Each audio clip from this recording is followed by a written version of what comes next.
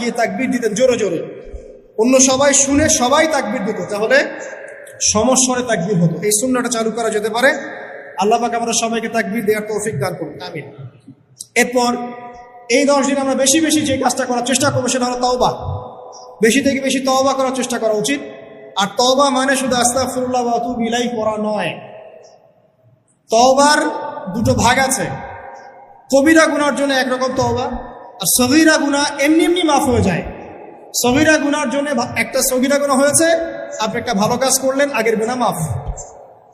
একটা গুনাহ হয়েছে, আপনি ওযু করলেন, চোখের হাতের সব গুনাহ মাফ। একটা গুনাহ হয়েছে, আপনি সদকা করলেন, গুনাহ মাফ। মানে গুনাহ মাফের অনেক সুযোগ আছে, কিন্তু কবিরা গুনাহ মাফের শর্ত আছে। শর্ত কি?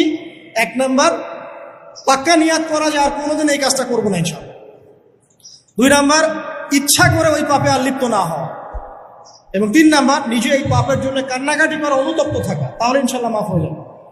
আরেকটা শর্ত আছে, যদি পাপটা অন্য কারোর সাথে সম্পৃক্ত হয়, যেমন ধরেন কারো টাকা মেরে দিয়েছেন, টাকা শোধ করেন নাই, যেটা আমাদের সমাজে ট্রেডিশন হয়ে গেছে এখন। জমি মেরে দিয়েছেন, শোধ করছেন না, মান সম্মানের হানি করছেন, মিথ্যা অপবাদ দিচ্ছেন। হ্যাঁ, এক কথায় মানুষের সাথে সম্পৃক্ত হক, মানুষের ক্ষতি করেছেন আপনি, তখন কি করতে হবে? তখন ওই মানুষের কাছে গিয়ে ক্ষমা নিতে হবে।